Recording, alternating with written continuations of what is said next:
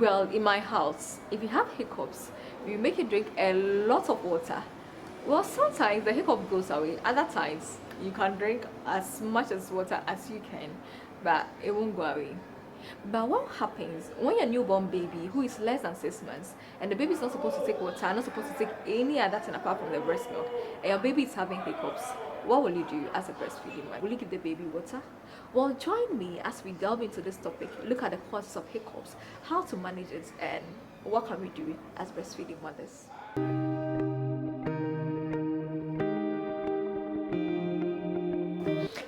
Hello everybody, welcome back to the channel. This is your girl Evelyn and I'm a registered midwife. As you know, on Midwife's Diary we talk about everything maternal and newborn care. Thank you so much for your time. So today we are going to be talking about hiccups. I know that some people put brooms in babies' heads. I know some people give them water. And I know that some people also rub their feet with their hands and all of that to take care of the hiccups. Well, let's look at how hiccups are actually caused. What causes hiccups? There's this muscle in your body known as the diaphragm.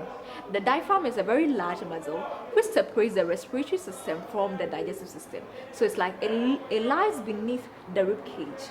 So when there is spasm and the diaphragm contracts, or let me say when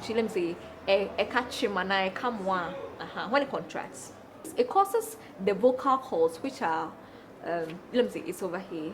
It causes the vocal cords to snap shut, not Snapchat too.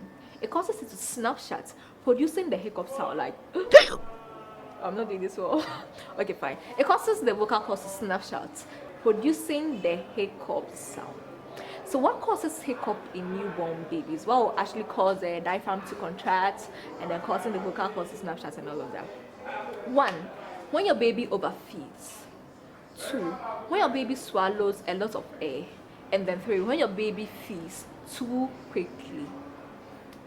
How can you manage this? When hiccup occurs, let's say if it occurs in between feeds, what you have to do is you have to stop feeding the baby and then prop the baby up on your shoulder like this and then pat the baby's back gently for the baby to belch, or some people say belp. Well, either way it all means the same thing, and then you can continue feeding. Let's say if you're feeding your baby whilst lying down, you can change the position, sit up, right, and then feed the baby as well. And then also don't wait for your baby to be too hungry before you feed the baby, else the baby will be suckling with a lot of pressure, like because the baby is so hungry, so the baby will be suckling with a lot of force and all of that, and that can cause that. So when the baby's abdomen, or let me say when the baby's stomach is distended, it puts pressure on the diaphragm, which will then cause the contraction and which will then lead to the vocal cords snap shutting and then producing the hiccup sound.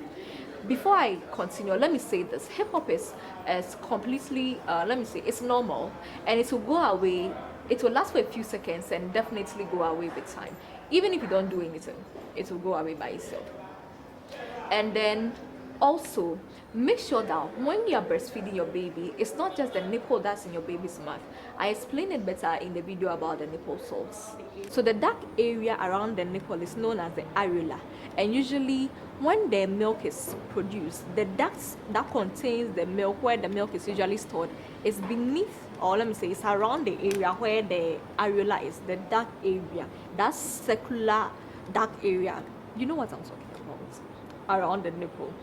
So make sure that when your baby is sucking the breast, the baby is not just sucking the nipple, but also taking the areola into the mouth as well. Do you understand what I'm trying to say?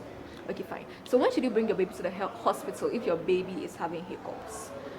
When the hiccups is associated with chest injury, like you see that the baby's chest will be, it draws inside when the baby is breathing. And then also when there's your baby, it lasts for a very long time, usually just a few seconds, it will go away. Let's say it's lasting for like 2 hours and all of that, then you have to report the baby to the hospital. And if it's becoming too frequent, let's say you do all these techniques I'm talking about and your baby's stomach is not distended and all of that, but you see that consistently your baby is keep on having hiccups all the time, then you have to bring your baby to the hospital for a physician to see. If it's normal, then I mean that's fine. I hope you get what I'm trying to say. I think that is all. So I hope you enjoyed this video. I hope you learned one or two from this video.